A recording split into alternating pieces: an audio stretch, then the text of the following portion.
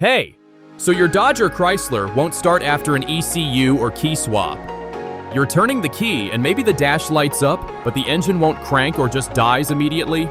Yep, sounds like a security lockout. Don't worry, I've got you. I'm Tom, this is Car Justify, and I've been wrenching on Dodges and Chryslers for over 15 years. I've seen this key programming mess more times than I can count. Let's walk through what's actually going on, why your car's throwing a tantrum, and how you can fix it yourself, even if you've never messed with a computer in your life. So here's the deal. On most modern Dodge and Chrysler vehicles, the key, the ECU, that's the engine control unit, and the WIN module, that's the wireless ignition node, all gotta match.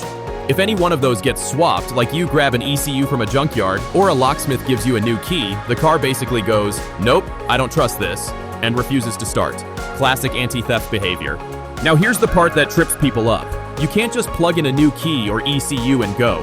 It has to be programmed to match the vehicle's SCIM code. That's Chrysler's fancy way of saying the digital handshake between your modules. All right, step one, and this one's big.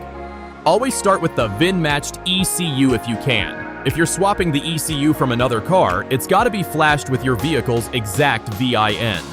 If not, you'll need to reprogram it, and that usually means dealer tools or a good locksmith with a Chrysler scan tool.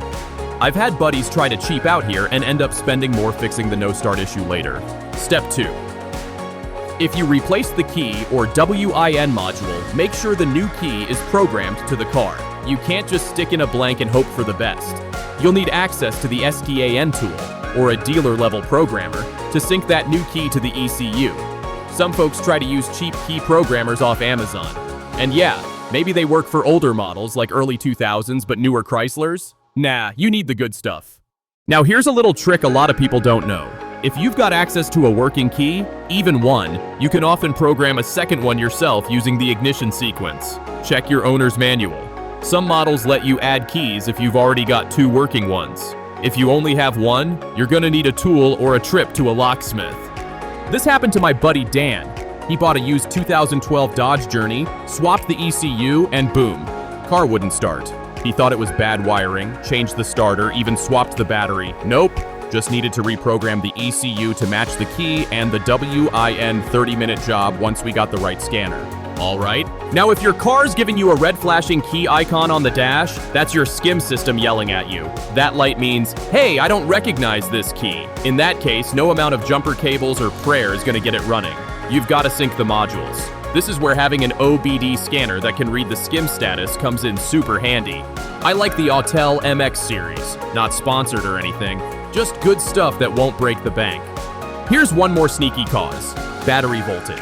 If you're doing key programming and your battery dips under 12 volts, the process can fail. Always keep a charger hooked up when flashing or syncing anything. Learned that one the hard way on a 2010 Town & Country. Mid-flash, power dropped, and bricked the ECU. Not fun. All right, let's do a quick recap. If your Dodge or Chrysler isn't starting after a key or ECU swap, here's what to check. 1. Make sure the ECU matches your VIN or has been flashed to it.